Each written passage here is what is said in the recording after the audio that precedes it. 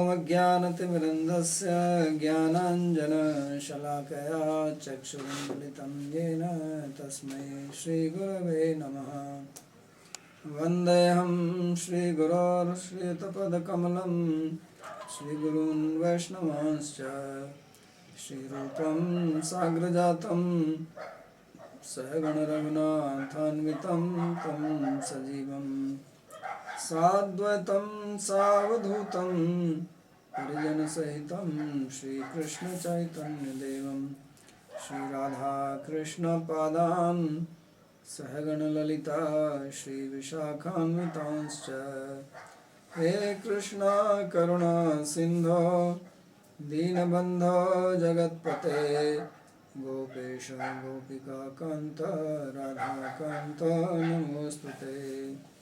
तप्त कांचन गौरांगी राधे वृंदावनेश्वरी वृषभानुसुते देवी प्रणमामि हरिप्रिये। नमो महावदान्याय कृष्णप्रेमप्रदायिने कृष्णाय कृष्णचैतन्य नामिने गौरत्विषे नमः। पंचतत्त्वात्मकं कृष्णं भक्तरूपस्वरूपकं भक्तावतारं भक्ताख्यं नमामि भक्तशक्तिकं। श्रीकृष्ण चैतन्य प्रभु नित्यानंद श्री अद्वैत गदाधर श्रीवासदि गौरभक्तवृंद। हरे कृष्णा कृष्ण कृष्ण हरे हरे हरे राम राम राम हरे हरे। नारायणं नमस्कृत्य नरं चैव नरोत्तमं देवीं सरस्वतीं व्यासं ततो जयमुदीरये। Reading from Srimad Bhagavatam, 3rd Canto, 1st chapter, verse number 43.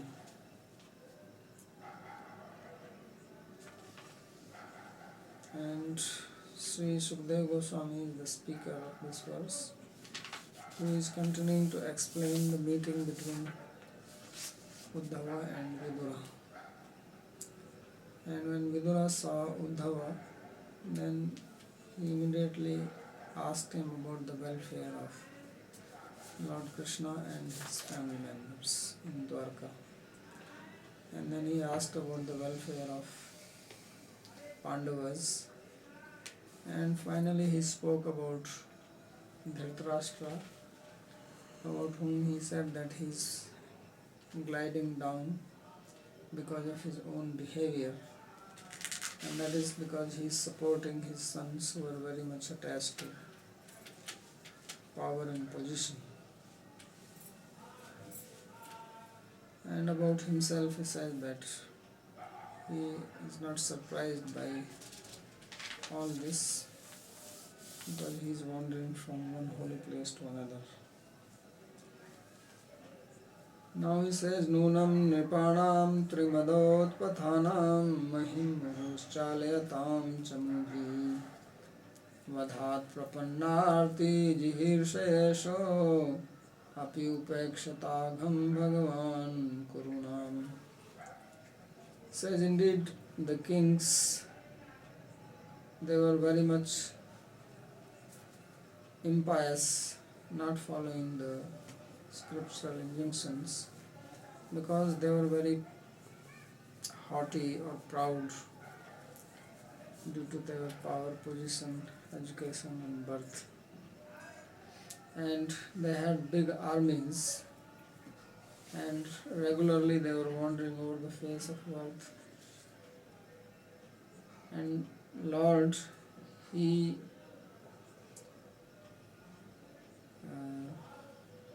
what is the word for upeksha? He not disregard, but he remained neutral for some time because he desired to remove the misery of his devotees.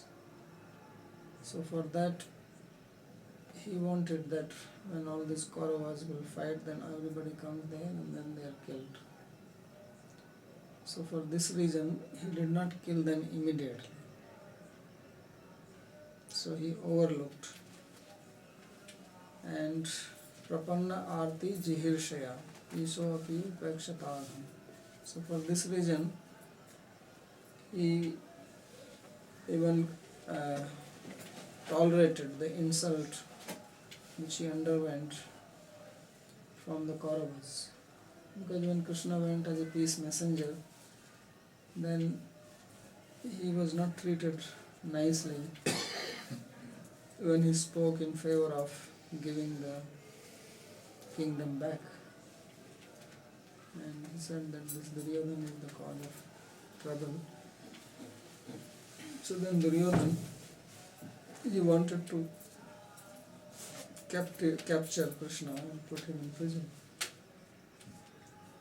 So Krishna did not do anything, he tolerated it. Because if he would have become angry and killed Duryodhana or some of his associates, then there would have been no war. So he says that he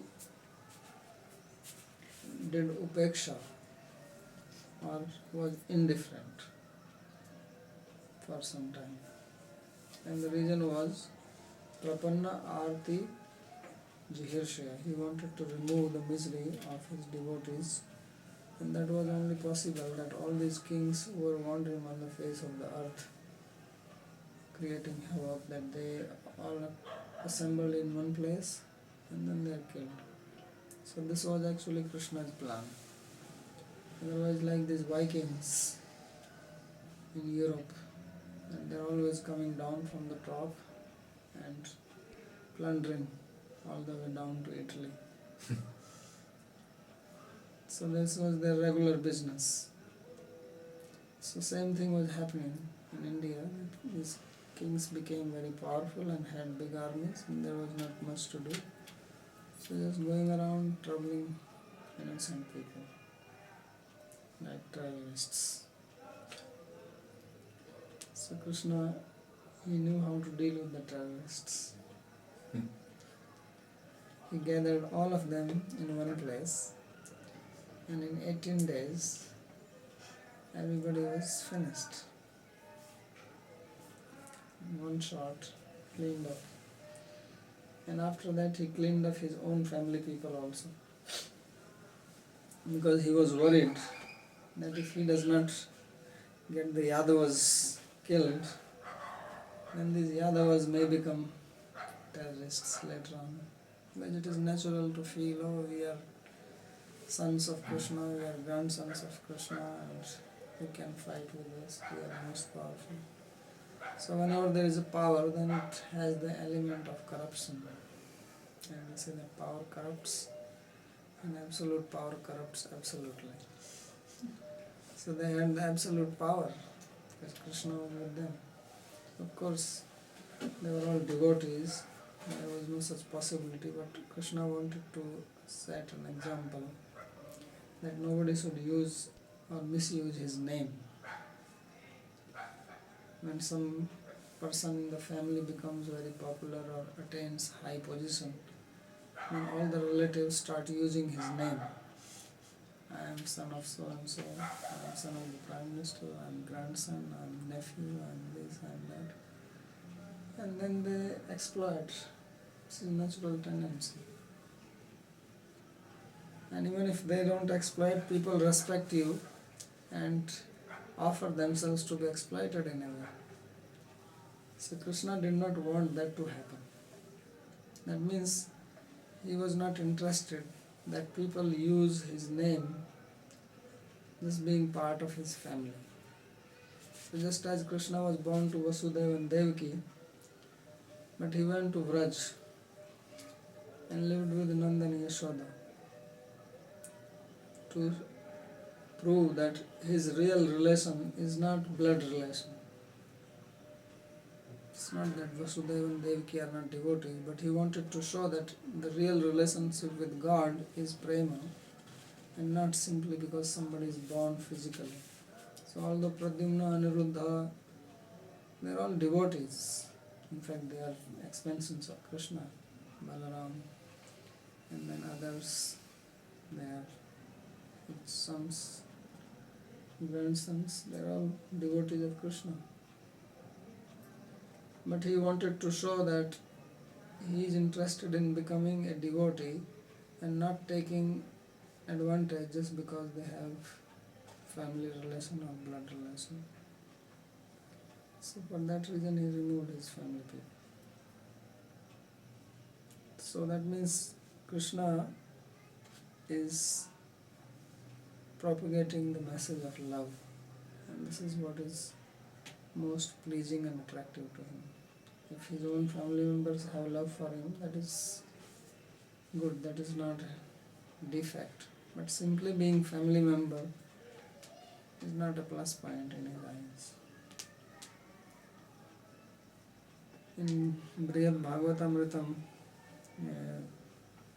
Sanatana Goswami makes this point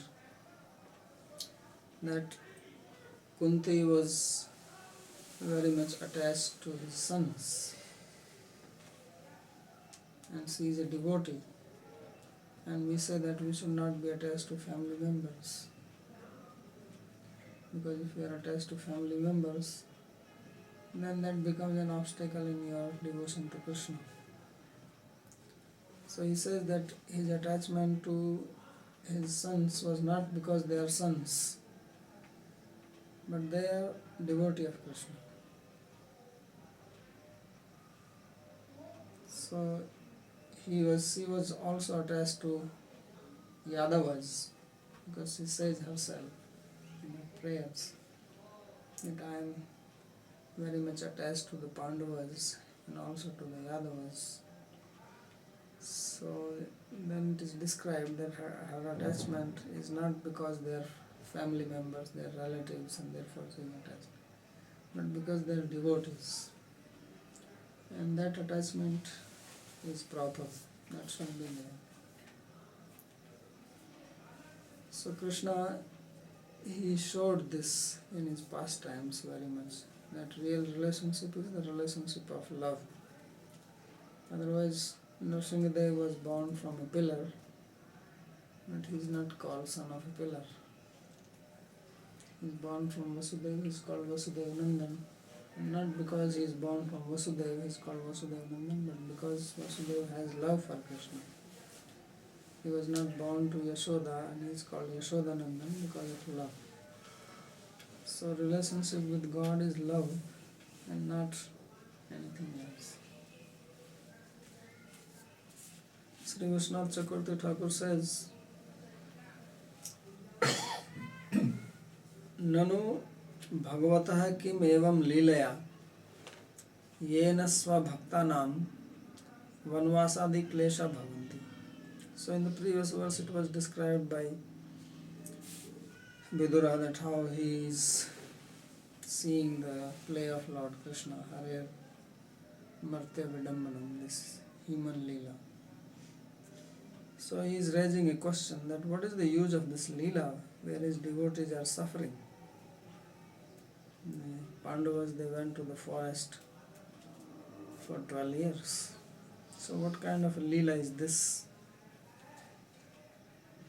Swasya cha dautya bandhana udyamadi parabhava.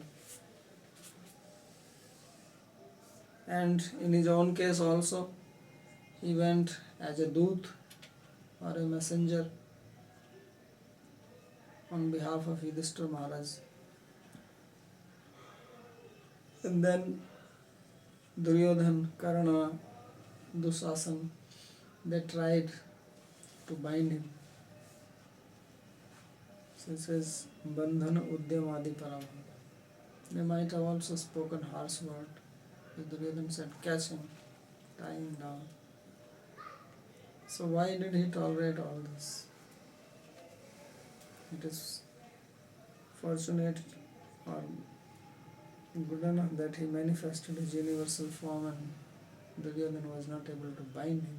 Otherwise, he would be in the prison. He was born in prison and then he goes to his birthplace again. So he says, what is the purpose of this type of Leela? That his devotees are suffering, he is also suffering himself. Tadutram tesamapi Aparad anantaram eva hananam na aparad upeksha. So why he did not kill them when these people offended Krishna? Why was he tolerating this offense? So then he says, Nunam, these words. That Nunam Nripanam Trimadot Pathanam Mahim Muhus Chalyatam Chamubhi. Says these kings were very, very proud. Tribhi Madair Udpathanam Udvrittanam. So Udpat means that they were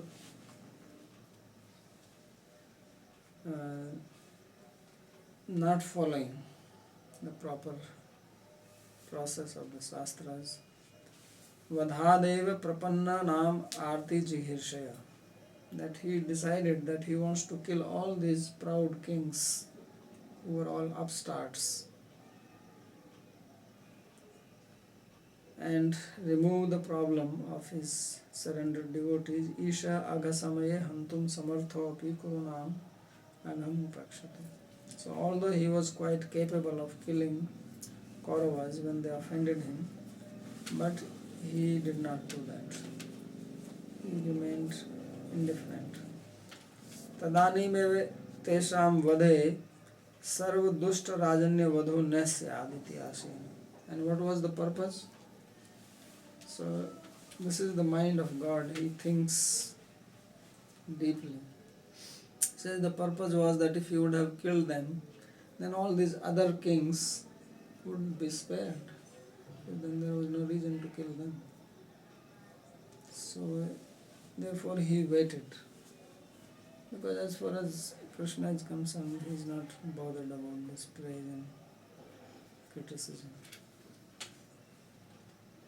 And what are these three types of pride? It says Vidya Mado Dhan Madas Tathaiv Avijan Madah Ete Mada Madandhanam Taivi Satam Dana. So there are three types of mad. First is the mada, or mada is that which makes one mad. Mad is coming from the Sanskrit word mada. So one is of education. When somebody is educated, then one gets proud of one's scholarship. It's very common. Second is wealth. It also makes one proud. Once you have, especially if one gets suddenly some wealth, then becomes very proud. And third is abhijanamala. And if one is born in a good family, so there is a pride. So these are the three types of pride, especially when in relationship to these kings. These three were applicable. There may be other types of prides, that somebody has got some special power, physical power or beauty, and all these things give pride. But kings, because they were educated, being born as kings, they must have studied, then wealth, they were rich, and they had high birth, abhijan, and relatives. So, ete mada madandhanam, but these are intoxicants. These are called intoxicant. Mada also means intoxicant, anything which intoxicates. For those who are blinded by the pride, those who are egoistic people, they become blinded or intoxicated by these things. But saintly people, they are not blinded by them. They control them. If a saintly person has knowledge, wealth, then he does not misuse it. So Vidya Vivadaya, Dhanam Madaya, Shakti Paresham Paripridanaya. Sloka of Niti, that Vidya Vivadaya, somebody has knowledge, then he wants to debate, argue, defeat others. And Dhanam Madaya, and if you have wealth, power, then very proud, insult others. and Shakti Paresham Paripirana. And if you have physical power, then trouble others. But in case of saintly people, these three are different.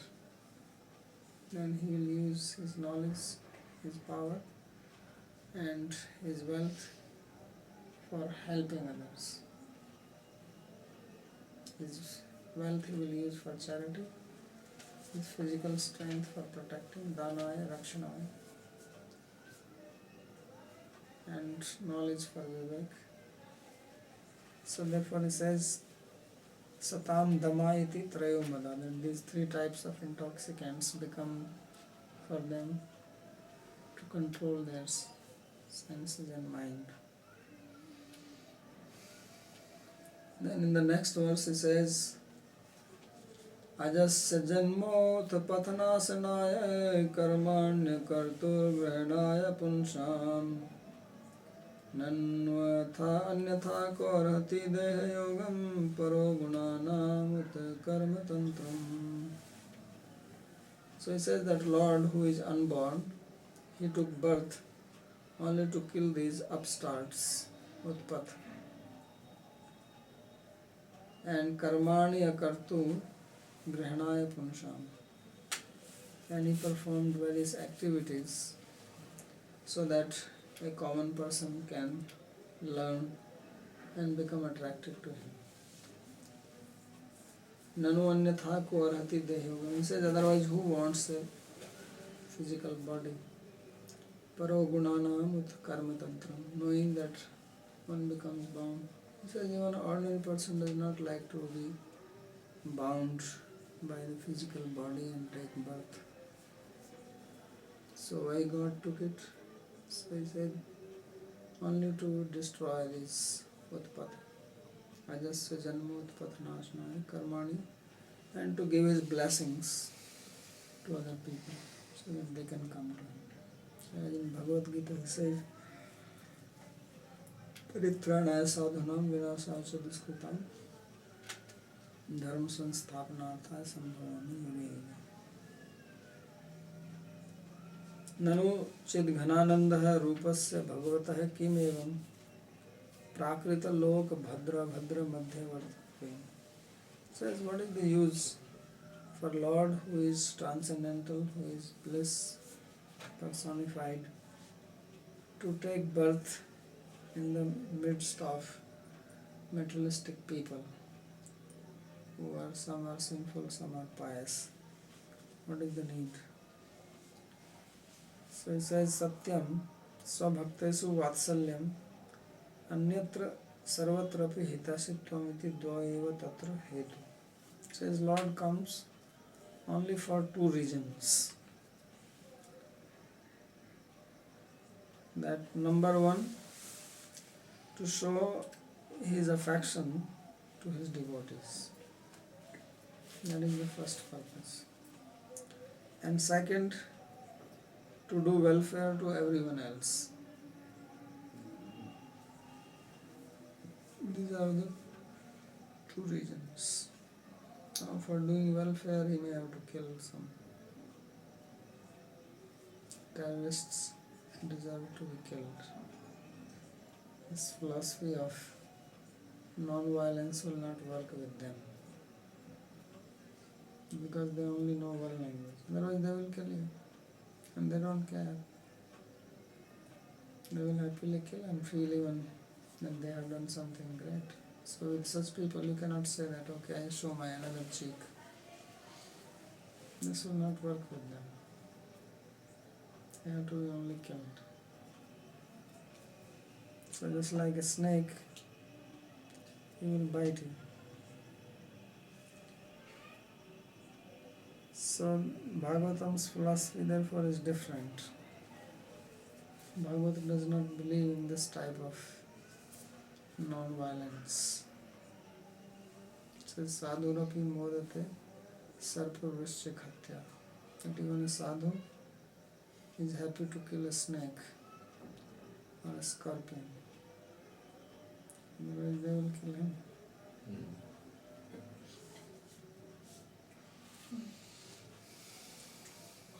So Jivan Maya Adhintaya Janmadi Vikara Rahitasya Api Janma. Lord is Aja, unborn, yet he takes birth like an ordinary person, as if he is coming under the control of Maya. So really speaking, he does not undergo the transformations of birth, death, etc. But still he comes. Yog Maya Maya Bhakta Prem Adhinataya Janmadi Vilasvatva. So by the power of his Yog Maya, becoming controlled by the love of his devotee, then he performs his pastimes of birth and growing up. Utpathanam Sanmarga Chidam Asuranam Nasnaya. And he comes to destroy the Utpathas, those who are not following the religious principles. So, to kill them. Sarvakartrik Nasnena Tesam Moksha Dana. So, by killing them, he gives them liberation. So he is doing also welfare by killing these people. They don't deserve anything like that. But he does it. Because they are killed by the Lord, so they get liberated. Swakartrik Nasna. Akartuhu Nasya Karmani Janmadi iti Ukta Disa Satvadi Guna Nibandhan Kartritva Rahitasya Api Karmani Chidananda Mayani Govardhan Uddharani. And although he is non-doer, he does not do anything because he is free from material gunas and not influenced by sattva, rajas, tamas, etc. Yet he performs activities, and those activities are not ordinary. They are transcendental, chidanandamaya. They are blissful, just as he gives the example of lifting Govardhan. So why he does that? Says Punsam so bhaktanam sarvatra swarga mokshadi sukheswapi viraktanam grahanaya. To accept his devotees who are not interested in going to heaven and drinking wine there. They don't have interest to go there and drink wine? Yeah. And they are not interested, because if you have to drink wine, you can go to France or Italy. Which is better, Italy or France?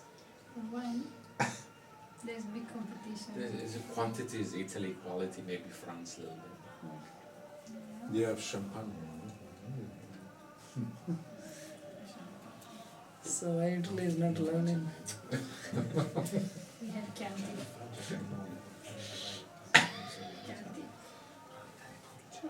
So the devotee is not interested in going to heaven or liberation.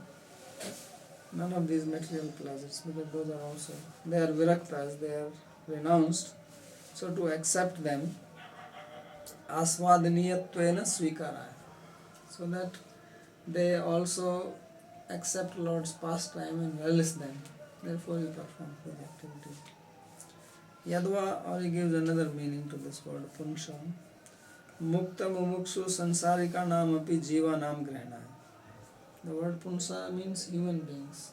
So first he translates this as his devotees. Then he translates that it actually means any human being. And there are three types of human beings. Those who are liberated, jivan muktas, those who are desiring liberation, and those who are materialists. So to accept them also, Lord performs his pastimes. Tadrasi kriyate krida yad sutva tat paro bhavet. Lord performs his krida, his activities in such a way that by hearing them you become devoted to him. So that is his reason. Swasmin akarshanaya, to attract people to himself. So as Parikshit Maharaj, he says in 10th Canto, in the very beginning, that except a killer of animal, means those who eat meat by killing animals, everybody else takes interest in hearing Krishna Katha. Nivritta tarsai upgiyamana. That they take interest in hearing Nivritta tarsai upgiyamanat bhavashat shotra manobhiramat kauttam sloka gunanuvadat puman virajyate vina pasudnat.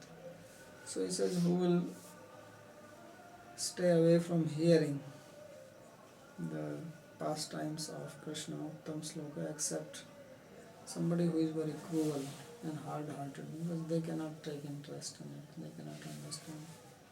Otherwise, whether somebody is Nibritta Tarsha, means renounced or not renounced, they all would like to hear it.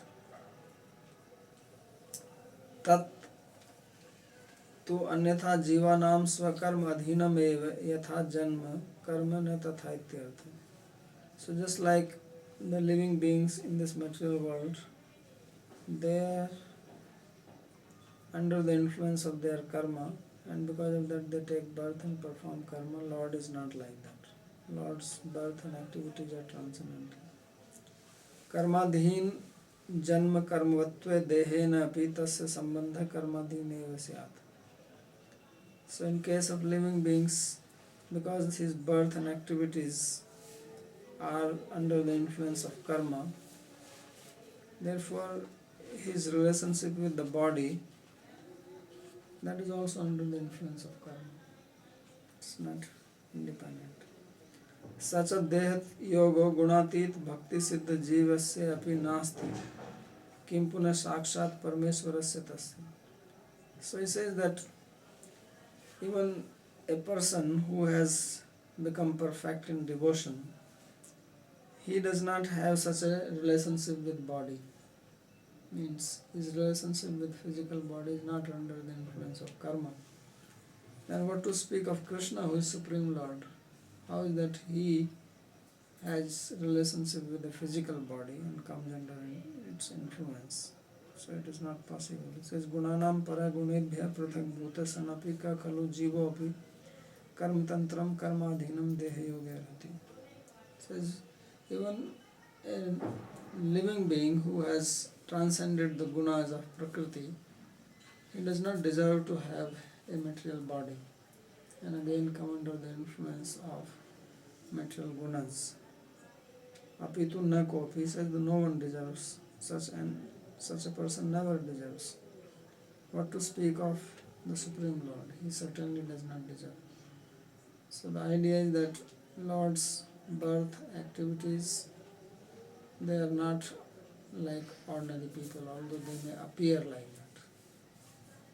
They are transcendental, and therefore their purpose is also transcendental.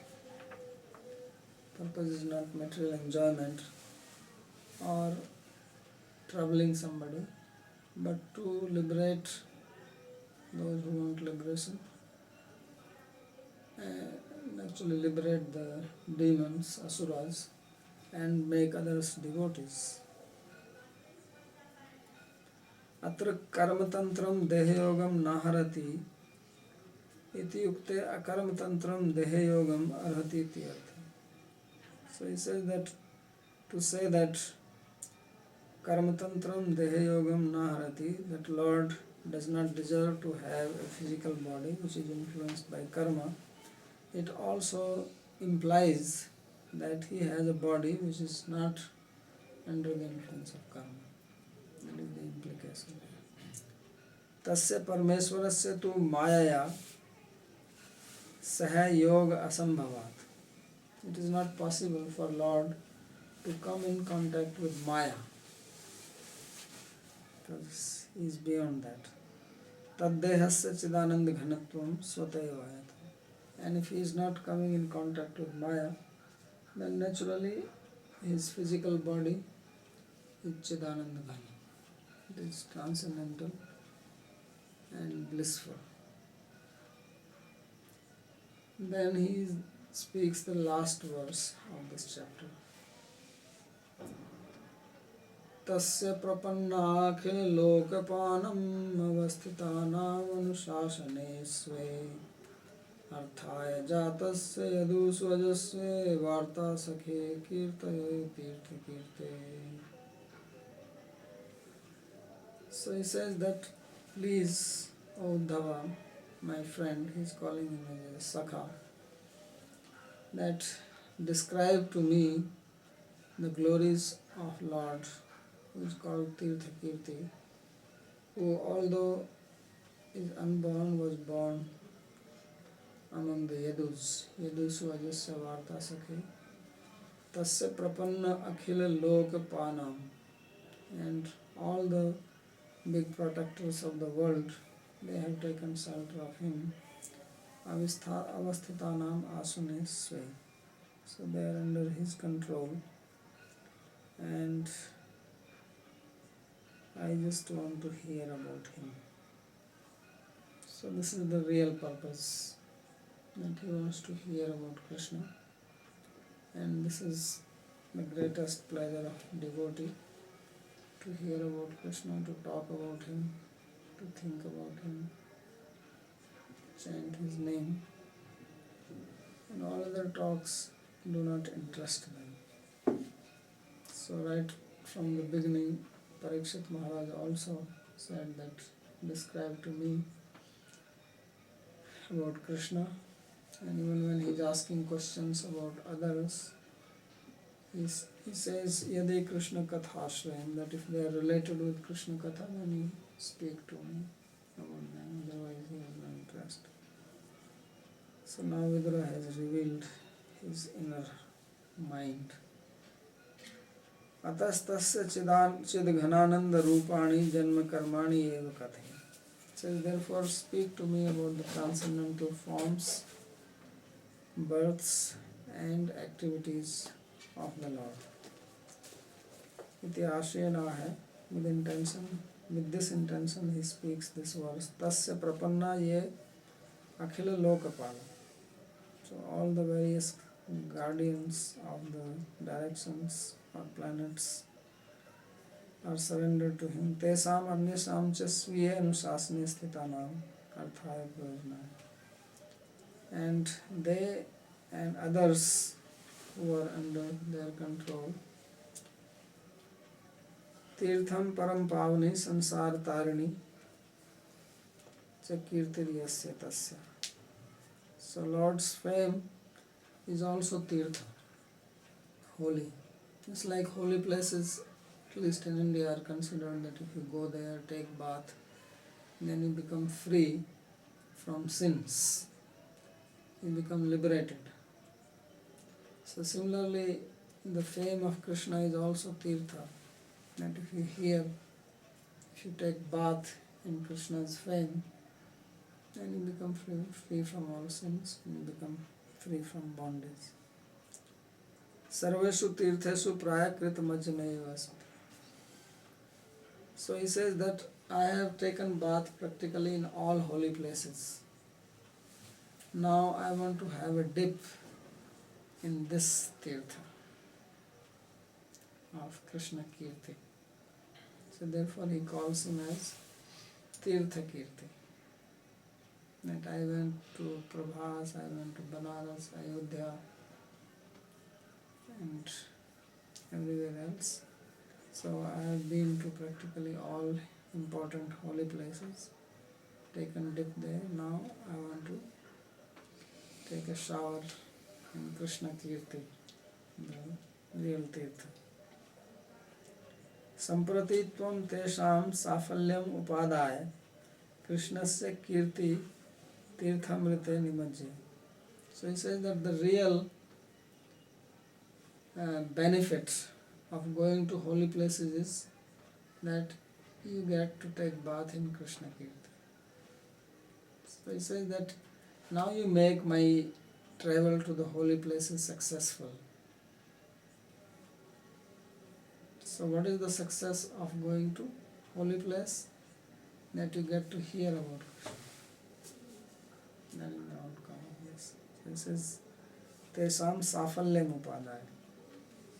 Considering that they have become successful, or my Tirth Yatra has become successful, Krishnasya kirti tirtha mrite nimajya. just dip me in the nectar of Tirtha of Krishna's fame.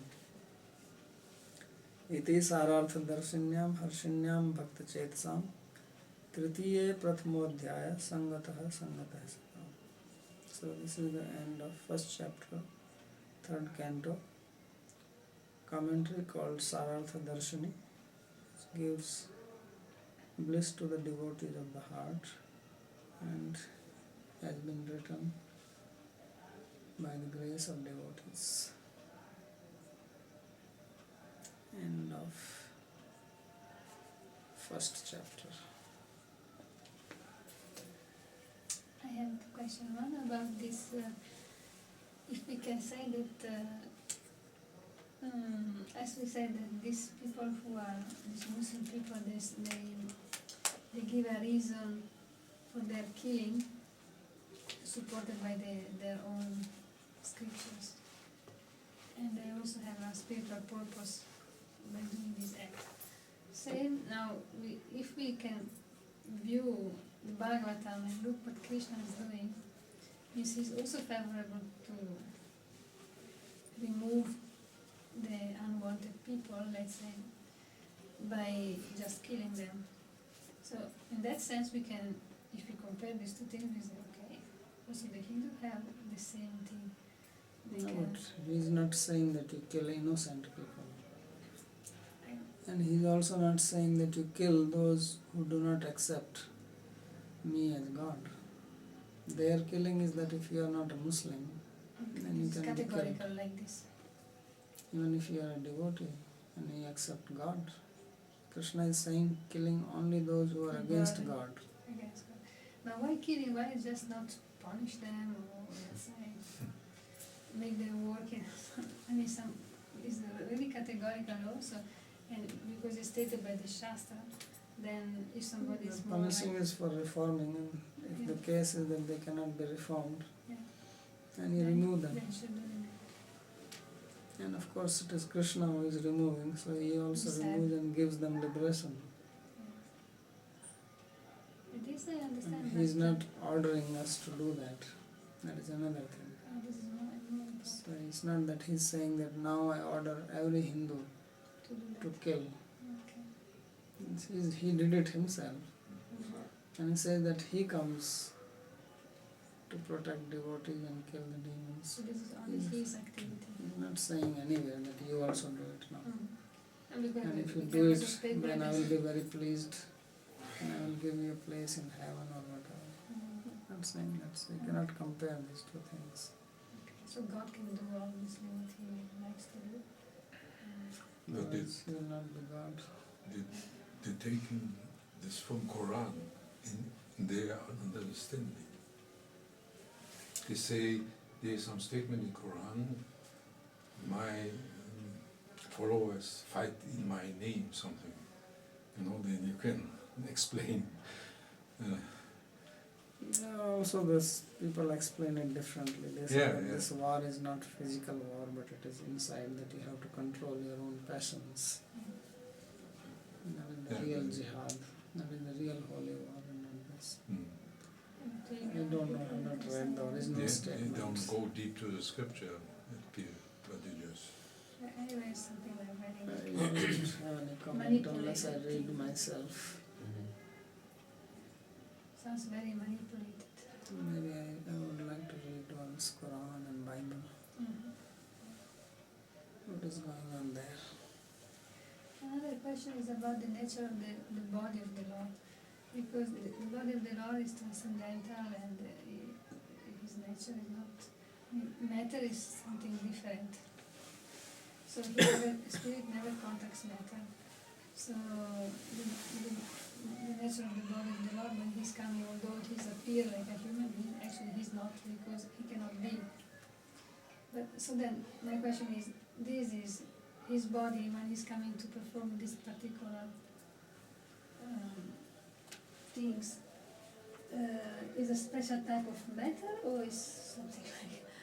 This is his original form, but His he original- makes it visible to us, otherwise he is not visible. His So- form cannot be seen otherwise. Yeah, but the body should made by something, some substance. That's absolute substance is Chit Ghan, Anand.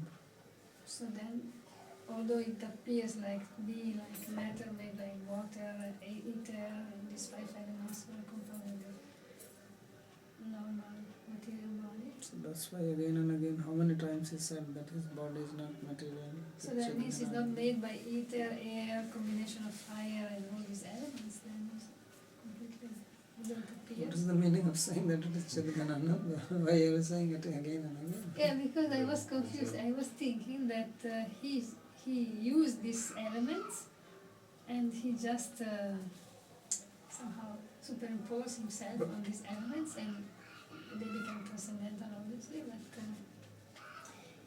he was using this like to deal in this world, appearing like a human being. I was thinking maybe he was like made of these elements. So I have a question. Mm. Acha, see, God, he don't have to come himself to annihilate, because it's very clear instruction in the Shastra that Atatayana Hantavya, miscreant, fight up a miscreant, they can be killed. So on that basis, if we take step, we kill these people. So we'll accumulate the piety and also mercy of the Lord, and same time the world will be free from this type of people. What is your answer, please? So you're asking two questions.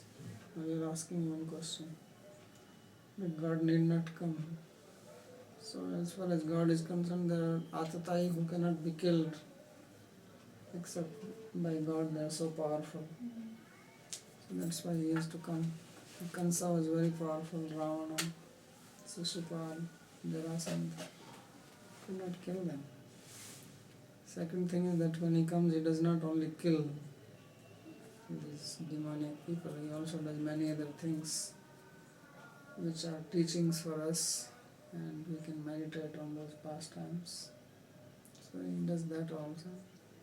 Third thing is that when it is said Atatai means one who is desperado, he has done something evil to you, so you have a right to kill them, but now you also have to see what is the state law, because that is a law made by Manu, and kings, when they were following that law, then you could do that, but now that is not the law. Now if you kill somebody, then they will say that you are taking law in your hands and you will be punished even if the other person is an offender. So your duty is to report to the police, and then it is their responsibility, because the state exists. One of the purpose of state is to give you protection. So we are not, unless there are circumstances where the law allows you to kill. Like if you are in your house at night and somebody attacks you, then you can kill him if he is within your boundary. Because after 9 o'clock, nobody is allowed to enter your house without permission. It's a law. Even police is not allowed. Unless under some very special circumstances, they cannot come. So you also have to see what is the state law. You don't just say, well, I am following Manusmriti. But if somebody is following the dharma, religious principle, so for him it's very clear. There's the standing instruction that the Shastra says for him that he had to protect himself and he had to see the surrounding. So people around him, they should not suffer for these other consequences.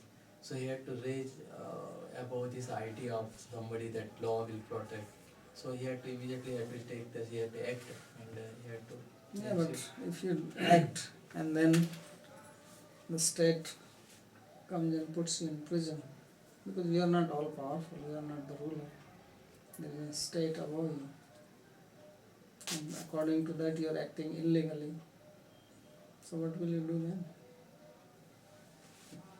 And then also at least you are following the religion, Yeah, principle when of you the go to religion that and you then only you go have to to prison. put behind bar. Okay. Still you have to see that this also, that at least you have carried out your mission, whatever instructions are in the Shastra. Yeah, but Shastra is not saying that you follow blindly like that. Shastra, first of all, that you kill the Atatai, Anyatam Eva Ayata. this is not the supreme instruction of Shastra. It is actually the instruction of Artha Shastra or Niti Shastra. There is also superior instruction about that.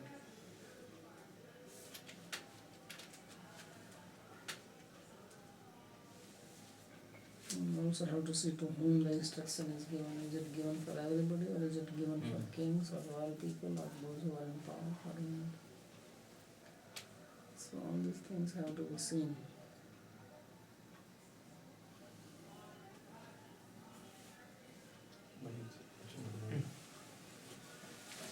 Ha detto che le gopi non sanno che Krishna è Dio. Noi che lo sappiamo in Shastra che ce lo ricordano in continuazione, non ci crea qualche problema per sviluppare quel tipo di amore? Some classes ago you said that gopis didn't know that Krishna was God. Yeah? So he's asking, isn't it a problem for us to know that Krishna is God? No. And sometimes they can also know, because gopis have too much love. And for that reason their knowledge becomes covered by love. Loro c'è un sacco di amore per Dio e la loro conoscenza viene coperta. But for us it is important to know so that we can follow him, because we don't have love like gopis. Un amore differente, abbiamo noi, dobbiamo saperlo. So if we don't know that Krishna is God and we also don't have love for him, then we will just treat him like any ordinary person, some politician or some king. Se non lo sappiamo, lo trattiamo come un politico qualsiasi altro. Quindi quella roba che ci hanno legato non ce So it's asking that Raganuga, that Gopi had, we will never have that. That Raganuga love that the Gopi They are had. Ragatmika, not Raganuga. Ragatmika. Non era Raganuga, Ragatmika.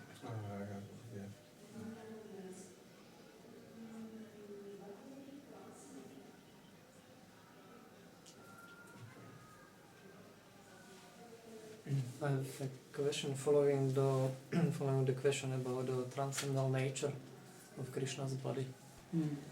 How was actually his disappearance arranged? Did he How leave? his disappearance was arranged? How his disappearance was arranged from the earth? Did he leave as a mortal man, or did he leave in a kind of esoteric manner? Esoteric. One plane came, chariot, he sat in that and he left. That's what Bhagavatam describes. When he was old, means he had stayed for some time. Then he decided to leave, so one hunter, after the Yadavas, they fought and killed each other at Prabhas, and he saw that everybody is dead. Then he sat under a peepal tree, which they say was existing till now. Some 10-15 years ago it got uprooted. But I doubt if it was the same one, maybe another one in the same place. So when he was sitting and contemplating, then one hunter, he saw his feet, he was resting his back on the trunk of this tree and putting his one foot on another, this foot like this, down like this. So when he saw his feet, this man from far, he thought that this is the mouth of a deer, and he shot an arrow. So this arrow hit his feet, and then he came near, he realized that this is not deer, this is Krishna, so he fell at his feet, and Krishna says, "Don't worry, now my time has come and I will leave." So then one chariot descended from the sky, he sat in that and he left. How is called the chair? Vihama? Hmm? How is called the chair in Sanskrit? Viham? Vimana. Himana? Vimana. Vimana. So he didn't leave anything which could remain of him.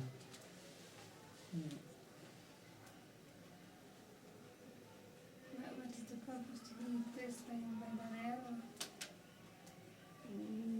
Purpose of arrows. When you see, the pastimes are done in such a way that other people who don't believe in God, they can also give their interpretation. So this hunter's name is Jara. And Jara in Sanskrit also means old age. Janma Mrityu Jara Vyadhi. So the people say that actually this is just a way of saying that hunter came. So this was not hunter, it was just allegorical. Really he became old. So he was hit by the old age and then he died. This is interpretation. The hunter is Jara.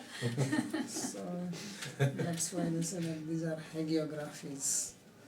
Means they are not Holy. real biographies, but they are made Holy. to appear holy and mystical. All the stories are ended like How's the word? hagiography. Okay. It's fine. The biography of holy men. You can Okay. translate. Okay. Biography of holy men is called hagiography, Yeah. especially because they have a lot of mystical things. That he was in one place and suddenly he appeared there. So those who see from critical point of view, they don't accept those parts. Mm. So the material vision. Of course, they can. I don't accept it.